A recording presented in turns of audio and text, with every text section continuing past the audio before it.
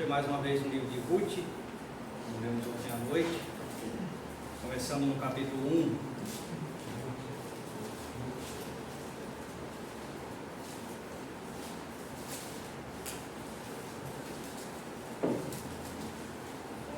Pequeno livro de Ruth, perto do começo do Velho Testamento. São apenas 4 capítulos. Vamos ver um pouquinho em cada um desses capítulos, começando no capítulo 1 e versículo 1. Ruth, capítulo 1, versículo 1. E sucedeu que nos dias em que os juízes julgavam, houve uma fome na terra. Por isso um homem de Belém de Judá saiu a peregrinar nos campos de Moabe, ele e sua mulher e seus 2 filhos. E era o nome desse homem Elimeleque, e o da sua mulher Noemi, e de seus 2 filhos Malom e Quilion, efrateus de Belém de Judá. E chegaram aos campos de Moabe e ficaram ali. Versículo 4, a última frase do versículo diz: ficaram ali quase 10 anos. Versículo 6: então se levantou ela, isto é Noemi, com as suas noras, e voltou dos campos de Moabe, porquanto na terra de Moabe ouviu que o Senhor tinha visitado o seu povo, dando-lhe pão. Versículo 14: então levantaram a sua voz e tornaram a chorar, e Orfa beijou a sua sogra, porém Ruth se apegou a ela. Por isso disse Noemi: eis que voltou tua cunhada ao seu povo e aos seus deuses. Volta tu também após tua cunhada. Disse, porém, Ruth: não me inses para que te abandone e deixe de seguir-te, porque aonde quer que tu fores, irei eu, e onde quer que pousares, ali pousarei eu. O teu povo é o meu povo, o teu Deus é o meu Deus. Onde quer que morreres, morrerei eu, e ali serei sepultada. Faça-me assim o Senhor e outro tanto, se outra coisa que não seja a morte me separar de ti. Vendo Noemi que de todo estava resolvida a ir com ela, deixou de lhe falar. Assim, pois, foram-se ambas, até que chegaram a Belém. Versículo 20: porém ela, isto é Noemi, lhes dizia: não me chameis Noemi, chamai-me Mara, porque grande amargura me tem dado o Todo-Poderoso. Cheia parti, porém vazia o Senhor me fez tornar. Por que, pois, me chamareis Noemi? Capítulo 2, versículo 1. Tinha Noemi um parente de seu marido, homem valente e poderoso. Algumas versões traduzem Senhor de muitos bens, mas é usado no texto original 2 palavras, uma que indica a força pessoal que alguém tem, outra indicando a força dos recursos que alguém tem. Essa tradução é bem coerente: um homem valente, um homem muito forte, e um homem poderoso, com muitos recursos. E esse homem, diz o versículo 1, se chamava Boaz. Versículo 2: e Ruth, a moabita, disse a Noemi: deixa-me ir ao campo, e apanharei espigas atrás daquele em cujos olhos eu achar graça. E ela disse: vai, minha filha. Foi, pois, e chegou, e apanhava espigas no campo após os segadores. E caiu-lhe em sorte uma parte do campo de Boaz, que era da família de Elimeleque. Versículo 14 do capítulo 2: e sendo já a hora de comer, disse-lhe Boaz dizendo para Ruth: chega-te aqui e come do pão e molha o teu bocado no vinagre. E ela se assentou ao lado dos segadores, e ele lhe deu do trigo tostado, e ela comeu e se fartou, e ainda lhe sobejou. Versículo 19: quando Ruth chega em casa à noite, disse-lhe a sua sogra: onde colheste hoje e onde trabalhaste? Bendito seja aquele que te reconheceu. E Ruth relatou à sua sogra com quem tinha trabalhado, dizendo: o nome do homem com quem hoje trabalhei é Boaz. Então Noemi disse à sua nora: bendito seja ele, isto é Boaz, Bendito seja ele do Senhor, que ainda não tem deixado a sua beneficência nem para com os vivos, nem para com os mortos. Disse-lhe mais Noemi: esse homem é nosso parente chegado e um dentre os nossos remidores. Capítulo 3, versículo 1. Disse Noemi, sua sogra: minha filha, não hei de buscar descanso para que fiques bem? Ora, pois, não é Boaz com cujas moças estivesse de nossa parentela? Versículo 4, a última frase do versículo: ele te fará saber o que deves fazer. Ele, isto é, Boaz, te fará saber o que deves fazer. Finalmente, capítulo 4, versículo 13. Assim tomou Boaz a Ruth, e ela lhe foi por mulher, e ele a possuiu, e o Senhor lhe fez conceber, e deu à luz um filho. Então as mulheres disseram a Noemi: bendito seja o Senhor, que não deixou hoje de te dar remidor. Só isso que nós vamos ler, alguns versículos espalhados no livro. Não dá para ter uma noção completa da história do livro, mas eu estou esperando que a maioria dos irmãos e irmãs já conheçam essa história tão simples do livro de Ruth. E como eu disse ontem, quem não conhece pode depois ler em casa. Em poucos minutos você lê o livro inteiro, que é uma história muito interessante sobre a graça de Deus agindo em dias passados.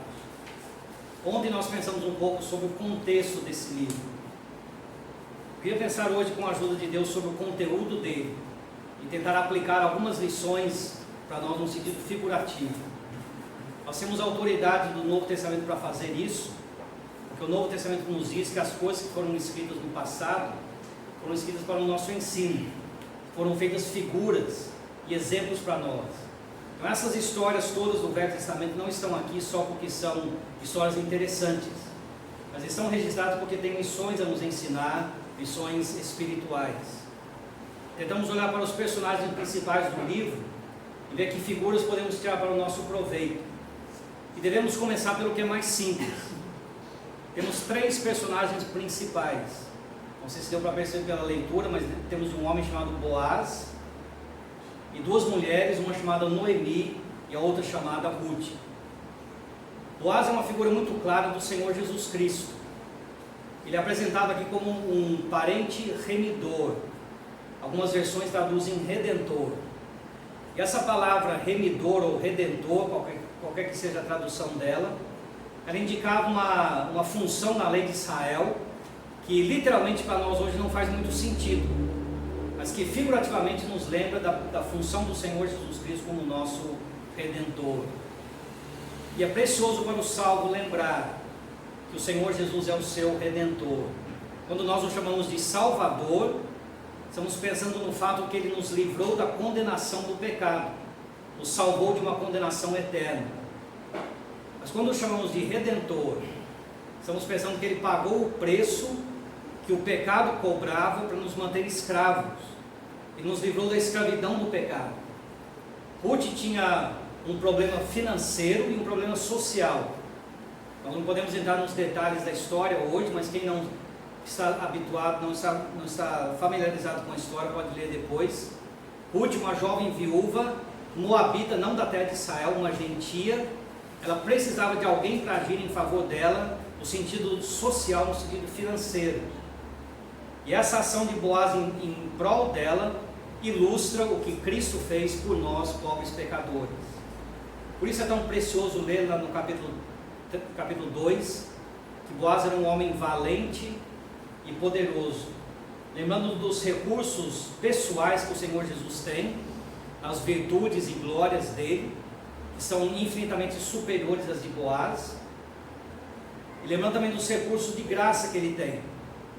Boaz era valente quanto à sua pessoa, um homem de força moral e de caráter, e era também um homem cheio de recursos, uma figura fraca de como o Senhor Jesus Cristo é mais do que suficiente para resgatar qualquer pecador que nele crê.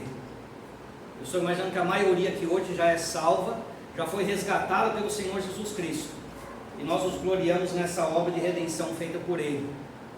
E quem ainda não é salvo pode descansar tranquilamente na obra realizada por Ele, sabendo que os recursos dele são infinitos e suficientes para qualquer que queira nele crer. Então Boaz é uma figura clara de Cristo. nós temos no final do livro duas mulheres, Noemi e Ruth, ambas sendo abençoadas por causa de Boaz, por causa do relacionamento delas com Boaz. Elas ilustram aqueles que recebem as bênçãos de Deus. Mas há uma diferença muito clara entre Noemi e Ruth em relação a Boaz, porque Noemi já conhecia Boaz antes dessa história começar, enquanto Ruth é apresentada a ele no decorrer da história. Noemi já era da família de Boaz quando a história começou. Ela morava em Israel, na mesma terra, na mesma cidade que Boaz, já tinha um relacionamento com ele, já tinha comunhão com ele, mas ela foi embora para a terra de Moab. Ela se afastou da terra de Israel, se afastou da comunhão com Boaz e passou quase 10 anos longe. Quando a história começa a engrenar, nós vemos Noemi voltando para um relacionamento que ela já tinha anteriormente. Enquanto que Ruth é ao contrário. Quando a história começa, a história registrada na Bíblia, Ruth não conhece Boaz, nem sabe da existência de Boaz. Mas no decorrer da história ela vai ser apresentada a ele, e ele será o homem que irá resgatá-la da sua condição necessitada. Nós podemos ver em Noemi e em Ruth uma figura respectivamente de um salvo, que tinha comunhão com o Senhor Jesus e se afastou, e agora está sendo restaurado por Deus. E em Ruth uma figura de um pecador que não conhece o Senhor Jesus Cristo, e pela graça de Deus é atraída a ele. Eu queria tentar aplicar a história delas dessa forma, concentrando um pouquinho em Noemi nessa noite. Uma figura de alguém que conhece o Senhor Jesus Cristo, que já foi salva por ele, que já tem comunhão com ele, mas por alguma razão se afastou dele, esfriou na sua comunhão, na sua fé, e está sendo restaurado, ou pode ser restaurado pela graça de Deus. As diferentes situações em que Noemi se encontra nesse livro nos fornecem algumas lições importantes sobre esse assunto tão triste, mas também tão corriqueiro, tão comum e tão conhecido de todos os salmos. Eu queria ver no capítulo 1 desse livro um pouquinho sobre a amargura de Noemi, uma mulher amarga e decepcionada. No capítulo 2, uma mulher apática e deprimida. No capítulo 3, uma mulher que está se animando, está começando a ajudar a Ruth. E finalmente no capítulo 4, uma mulher alegre, abençoada por Deus, abençoada por Boaz, figura de um salvo abençoado por Deus. A história começa de uma forma muito triste. Elimeleque e a sua família vão embora da terra de Israel. Noemi vai embora, acompanhando seu marido e dos seus 2 filhos. Pensamos ontem sobre a importância espiritual disso. Não é só uma mudança, era alguém do povo de Deus afastando-se da terra de Deus, afastando-se da herança de Deus. Era um pecado que eles cometeram. Nos primeiros 4 versículos esse pecado é descrito usando 3 frases que indicam 3 fases diferentes do afastamento deles. Começamos lendo que eles saíram para peregrinar na terra de Moab. Uma peregrinação é uma coisa passageira, temporária. Mas diz o versículo 2 que eles chegaram na terra de Moab e não apenas peregrinaram ali, mas ficaram ali. Indica alguma coisa mais permanente. E diz o final do versículo 3 ou 4, não tenho certeza do versículo agora, que eles ficaram ali quase 10 anos. E nesse versículo 4, quando diz ficaram quase 10 anos, a palavra hebraica traduzida ficaram, apesar de ser a mesma palavra em português do versículo 2, uma palavra diferente que indica um assentar, um fincar a raiz, uma coisa mais permanente, não temporária. Nos faz lembrar do Salmo número 1, onde a bem-aventurança do homem bem-aventurado é apresentada como também em 3 fases. O homem bem-aventurado é aquele que não anda no conselho dos ímpios, não se detém no caminho dos pecadores e nem se assenta na roda dos escarnecedores. Você vê também ali um progresso negativo, primeiro andando, depois parando, detendo-se, em terceiro lugar assentando-se junto com os escarnecedores. O homem bem-aventurado evita esses 3 erros, ele não se assenta com os escarnecedores porque ele não anda no conselho dos ímpios. Lá no Salmo número 1, aquela palavra hebraica que é traduzida se assenta na roda dos escarnecedores, é a mesma palavra usada em Ruth capítulo 1, versículo 4. Lembramos que Elimeleque e a sua família ficaram em Moab quase 10 anos, eles se assentaram ali figurativamente. O que Deus está indicando na sua palavra é que eles começaram de uma forma lenta, temporária, com a intenção de ser apenas passageira, saíram de Belém de Judá só para peregrinar na terra de Moabe. Não tinham nenhuma intenção de ficar ali. Era para ser uma coisa rápida, enquanto a fome durava. Mas eles saíram para peregrinar e ficaram. E foram ficando. E quando haviam se passado quase 10 anos, Noemi percebeu de repente que eles haviam se assentado ali. Haviam criado raiz, haviam se tornado em casa em Moabe. Povo de Deus, povo judeu, sentindo-se em casa no meio dos idólatras. Uma situação triste que foi evoluindo aos poucos. Temos aqui um aviso para todo salvo. Os mais experientes na caminhada cristã, aqueles que têm mais tempo de caminhada cristã, já aprenderam isso na prática, como eu tenho aprendido também. Mas também alguém novo na fé nunca aprendeu ainda essa lição tão amarga, essa lição tão recorrente. O afastamento de Deus normalmente se dá aos poucos. Nós vamos afastando um passo de cada vez. E quando estamos em comunhão com Deus, e olhamos para alguém que pecou, geralmente nós dizemos: eu nunca faria tal coisa, eu nunca cairia como ele caiu. E falamos isso e sinceramente pensamos isso, mas corremos o sério risco de cair como ele caiu, como aquele que nós criticamos caiu. Precisamos tomarmos cuidado com o primeiro passo. Começa de um passo temporário, pequeno, que não deve durar muito tempo. Depois damos um passo mais amplo, mais permanente, e uma coisa leva a outra coisa, e às vezes quando abrimos os olhos percebemos o quanto nós nos afastamos de Deus. É um fato muito triste que acomete todos os salvos em alguma ocasião da sua vida. Em Gálatas capítulo 6 nós somos instruídos a ajudar alguém que caiu, e a instrução da palavra de Deus é: olhando por ti mesmo, para que não sejas também tentado. Seria bom se todo salvo que está em comunhão com Deus tivesse essa atitude com aquele que pecou, tivesse essa convicção: eu também posso pecar dessa mesma forma, eu posso cair como ele caiu. Se eu não estiver atento quanto ao primeiro passo, se eu não tomar cuidado com o primeiro passo, a chance de eu cair vai ser muito maior. Foi uma coisa gradual com Noemi, um passo de cada vez, e finalmente eles descobriram que haviam fincado raiz em Moabe. Muito triste. Deus agiu em disciplina. Primeiro Elimeleque morreu, o marido, porque ele era o responsável. Não sabemos se foi dele a iniciativa da mudança ou não, mas o Senhor o considerou responsável, porque Deus cobra a autoridade de quem lhe dá a responsabilidade. Quando Deus coloca o marido como cabeça do lar, quando Deus levanta presbíteros para uma igreja local, essas pessoas não podem se omitir da sua responsabilidade. Deus irá cobrar deles a responsabilidade que lhes deu. Assim ele cobrou de Elimeleque. Elimeleque perdeu a sua vida. Os 2 filhos que casaram com Moabitas também perderam a sua vida. E finalmente, depois de quase 10 anos, triste, amargurada e disciplinada por Deus, finalmente Noemi resolve voltar para a terra de Israel. É muito bom que ela voltou. É uma pena que ela demorou tanto para voltar, mas finalmente ela voltou. E ela levantou-se, saiu de Moabe e dirigiu seus passos de volta para Israel. Foi um passo muito bom, mas havia um caminho muito longo ainda até ela voltar. No capítulo nós vemos alguns erros que ela cometeu, que podem ser até um pouquinho assustadores quando nós pensamos com cuidado no que está escrito na palavra de Deus. Eu destaquei a leitura de um versículo no capítulo 1, onde Noemi diz para Ruth: a tua cunhada voltou para o seu povo e para os seus deuses. Para a expressão deuses. O povo de Moabe era idólatra, não adoravam a Deus, o Deus de Israel, adoravam a ídolos. Noemi diz para sua nora: a tua cunhada voltou para o seu povo e para os seus deuses. Volta tu também. Pensamos, será possível que Noemi, que conhece a Deus, está instruindo Ruth a voltar para a idolatria e não se aproximar do Deus de Israel? Parece impossível. E talvez se nós estivéssemos presentes naquela ocasião e chamássemos Noemi num canto, talvez até Noemi ia se assustar com as implicações das palavras dela.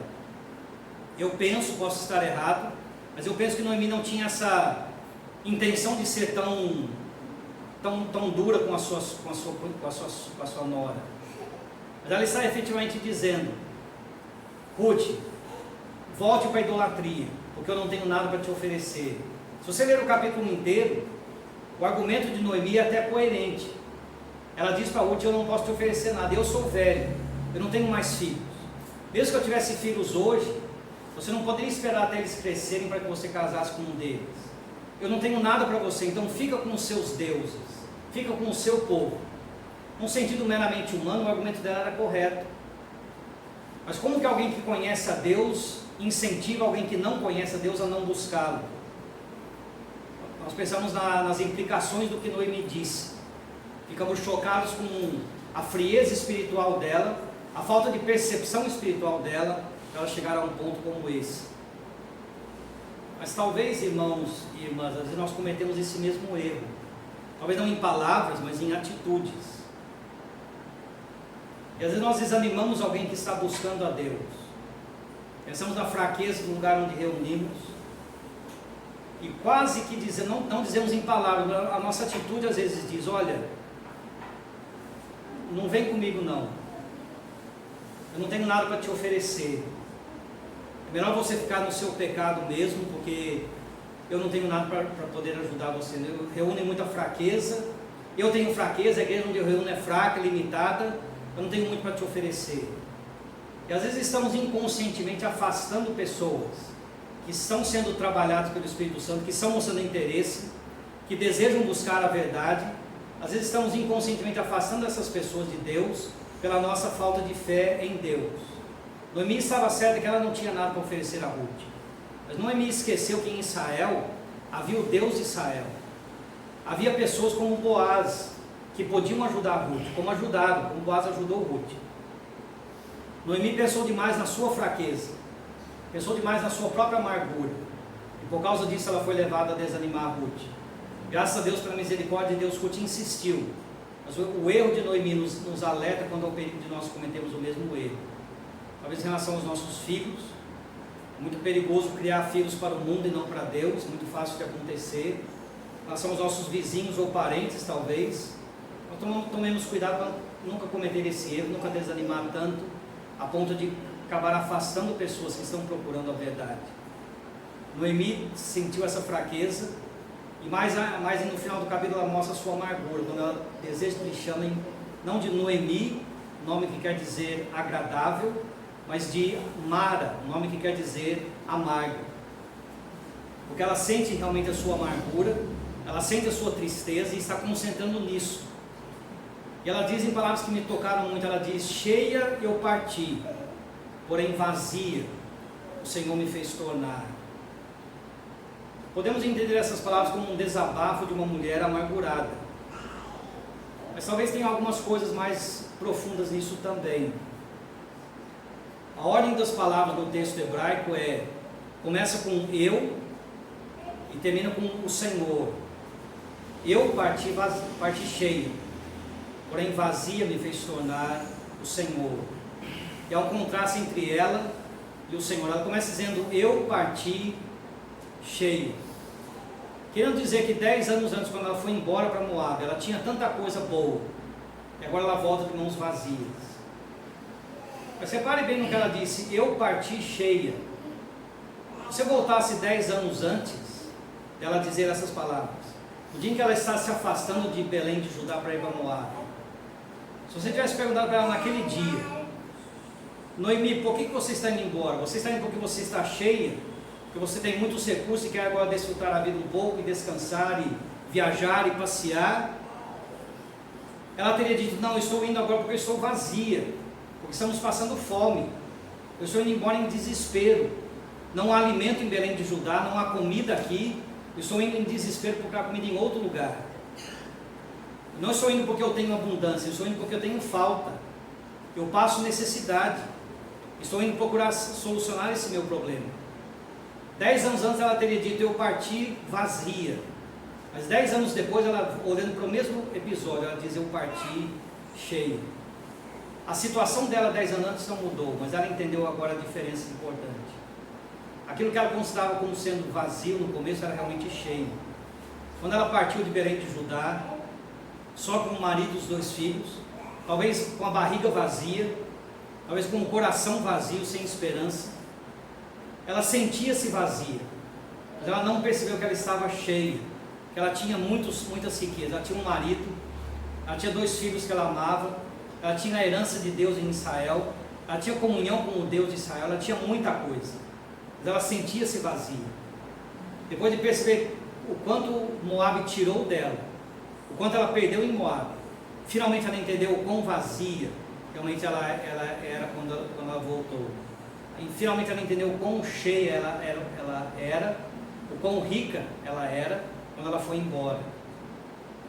E essa é outra lição que qualquer cristão com alguns anos de experiência também já aprendeu. O pecado é muito traiçoeiro, o mundo é traiçoeiro. Ele oferece muita coisa, ele promete muita coisa, ele nunca entrega o que ele promete, ele nunca cumpre as suas promessas. Muitos cristãos já se afastaram de Deus por algum tempo, já esfriaram na sua fé, alguns pouco, talvez ninguém nem percebeu, outros de uma forma mais ostensiva. Os cristãos se afastam de Deus na sua fraqueza, e quando nós nos afastamos, nós dizemos para nós mesmos: eu estou indo embora porque eu estou vazio, eu preciso de alguma coisa a mais, não estou satisfeito com essa vida, falta alguma coisa. A gente parte porque se sente vazio, mas algum tempo depois, espero que nunca leve 10 anos como levou com Noemi, algum tempo depois Deus nos restaura, Deus nos traz de volta. E quando nós voltamos e olhamos para trás, nós entendemos: quando eu fui embora eu não estava vazio, eu estava cheio, eu era rico, não percebia quantas riquezas eu tinha, não precisei perder tanto para perceber o quanto eu já era rico. Noemi aprendeu essa lição tão amarga, esse remédio tão amargo. Ela manifesta a sua amargura no final do capítulo 1. Como consequência disso, no capítulo 2, nós temos uma situação extremamente incongruente, extremamente incompatível, uma coisa que não combina. Os fatos parece que não combinam com a realidade por trás deles. O capítulo 2, eu vou tentar resumir bem resumidamente. O capítulo 2 descreve um dia na vida de Ruth e Noemi. Um dia em que Ruth passa praticamente o dia todo na companhia de Boaz. Ela almoça com ele, com a comida que ele oferece para ela, e diz o texto: ela comeu e se fartou e lhe sobejou, comeu para saciar a sua fome, para ter uma abundância de recursos extras. Disso que sobrou, ela levou de volta para sua sogra, para Noemi, no final do dia. No final do dia, Noemi também se alimenta com aquilo que Boaz ofereceu para Ruth. E durante o dia nós temos essa situação que para mim é muito estranha, muito incongruente. Ruth, a moabita, está na companhia de Boaz, está sendo abençoada por Boaz. Por causa dela, por causa de Ruth, Noemi está sendo abençoada por Boaz. Só que Noemi nem sabe do que está acontecendo. Noemi está em casa, não sei se dormindo ou chorando ou ocupada com alguma coisa. Mas por que Noemi não foi com Ruth? Só tentarmos lembrar da aplicação que estamos tentando fazer desse livro, que Boaz representa Cristo, Ruth representa um pecador aproximando-se de Cristo, Noemi representa um cristão que se afastou um pouco e está voltando. Temos uma situação que não combina com a realidade, não combina com o que deveria ser. Temos um pecador mais em contato com Cristo do que um salvo. Instintivamente nós dizemos: não, mas isso não é possível, isso é impossível de acontecer. Num sentido posicional, é impossível de acontecer. Qualquer cristão, por mais fraca que seja a sua fé, por mais frio que seja o seu amor, qualquer cristão sempre estará posicionalmente mais perto de Cristo do que qualquer pecador. Isso é um fato. Mas a nossa prática nem sempre reflete a nossa posição. E é muito triste ver pessoas que não são salvas ainda, em quem o Espírito Santo está trabalhando. Essas pessoas se esforçam para vir na reunião, mostram um desejo sincero de ouvir a palavra de Deus e de aprender de Cristo, enquanto que cristãos que já conhecem o Senhor Jesus Cristo, já foram salvos, já receberam dele a vida eterna, estão em casa e não têm nenhum interesse de estar junto com os salvos. Não estou criticando ninguém, porque acontece com todos nós. Quando nós esfriamos, podemos cair nessa situação incoerente com a nossa fé. É triste ver Noemi em casa em vez de estar com Ruth. Se ela tivesse saído com Ruth, ela teria tido esse prazer de encontrar de novo Boaz. Quando Ruth chega em casa à noite, Noemi pergunta: quem te abençoou tanto? Ela vê a abundância que Ruth trouxe para casa. Quem te abençoou tanto? resposta de Ruth deve ter feito Noemi chorar. O nome do homem com quem eu trabalhei foi Boaz. Ruth então louva a Deus, Noemi então louva a Deus, dizendo: esse homem é um dos nossos parentes chegados. Louvado seja Deus que não abandonou a sua benevolência, nem para com os vivos, nem para com os mortos. Ela já conhecia Boaz, ela deveria ter pedido ajuda a Boaz, mas ela está tão fraca na sua fé. Ela está em casa enquanto Ruth está trabalhando. Outro alerta para nós que estamos em comunhão com Deus: tomamos muito cuidado com o nosso testemunho, com a nossa comunhão com Deus. A salvação, a condição de salvo, o cristão nunca perde, mas a experiência prática da comunhão com Cristo é muito fácil de ser interrompida. Deus nos preserve sempre em comunhão com Cristo, nunca como Noemi, que se afastou de Boaz. Mas graças a Deus, no capítulo 3 nós vemos um progresso, quando Noemi então toma a iniciativa e deseja ajudar Ruth a se aproximar de Boaz. Ela se interessa, ela está animada agora, ela vê a necessidade de Ruth e ela resolve então ajudá-la e apontá-la para aquele que pode ajudá-la. Ela realmente não pode fazer nada, mas ela conhece quem pode. Isso é basicamente a instrução dela. Nós não lemos muitos versículos no capítulo 3 por causa do tempo, e depois do capítulo todo. A instrução de Noemi para Ruth se resume a isso. Noemi dizendo para Ruth: Ruth, vá ter com Boaz, e o que ele fizer você faz. Siga as instruções dele. Ela havia dito no capítulo 1 que ela não tinha nada para oferecer a Ruth. Isso era verdade, ela não tinha nada. Não podia fazer nada por Ruth. Ela sabia que Boaz podia. Ele então aponta Ruth para Boaz e diz: vai até ele, se lança aos pés dele, e tudo que ele te disser você faz. Isso é um resumo muito simples de como nós devemos agir em relação ao pecador: apontá-lo para Cristo. Quanto mais nós nos convencemos da capacidade que Cristo tem de ser o nosso Salvador, quanto mais nós apreciamos o que Ele já fez por nós, quanto mais valorizamos o valor e a força que Ele tem, mais nós vamos estar convencidos disso. O único que pode resolver o problema do pecador é Cristo. Eu não posso salvar ninguém, nós sabemos disso. Nós não podemos levar ninguém para o céu, mas sabemos de alguém que pode.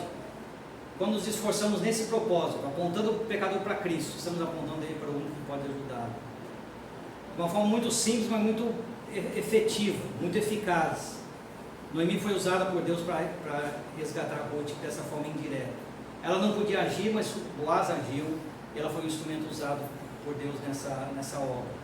Pensamos ontem sobre a importância de estar no lugar certo, na hora certa, para ser usado por Deus. Estamos no meio de pessoas necessitadas, pessoas aflitas, precisando de salvação. A maioria não admite que precisa ou não sente que precisa, mas muitos sentem. Muitos estão necessitados, estão aflitos.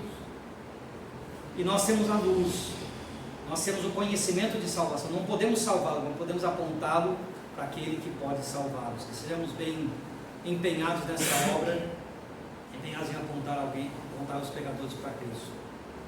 O livro termina, graças a Deus, mostrando-nos a restauração de Ruth, de Noemi. Ela começou o livro se afastando da terra de Israel.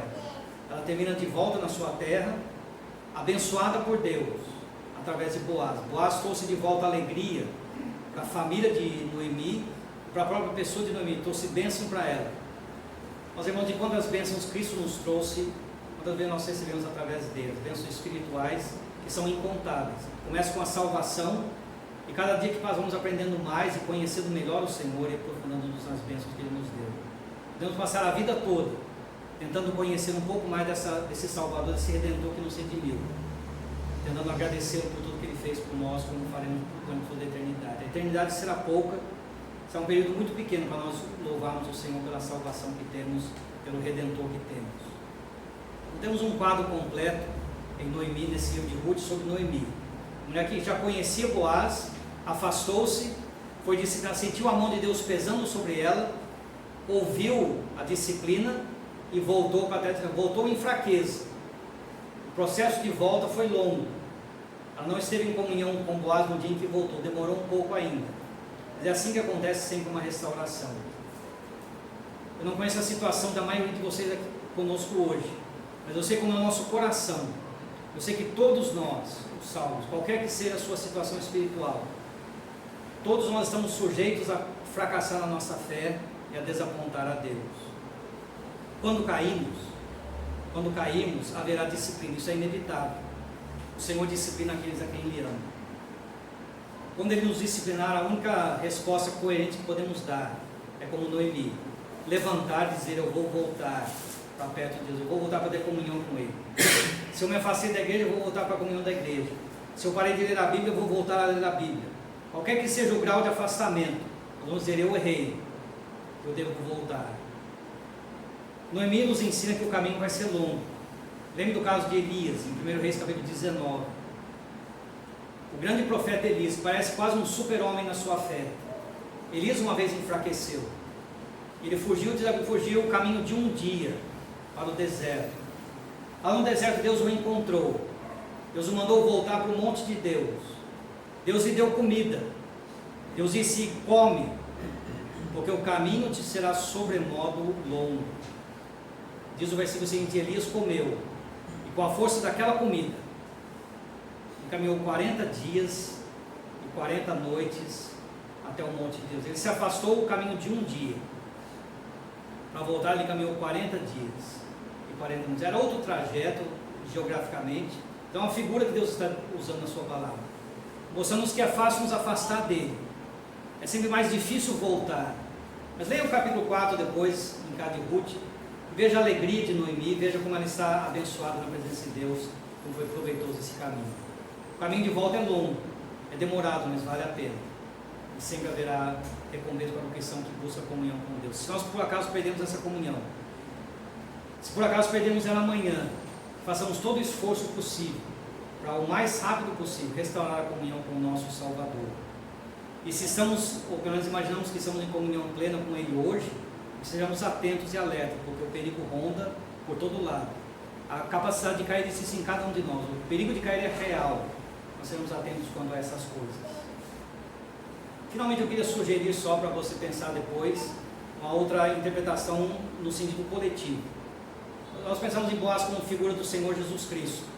Pensamos em Noemi individualmente como figura de um cristão que se afastou dele.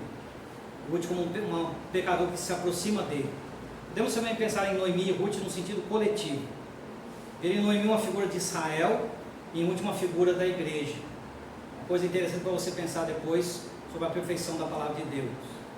Assim, nós estamos hoje na época da igreja, na dispensação da igreja, e vivemos uma época em que temos uma comunhão com Cristo que Israel nunca conheceu.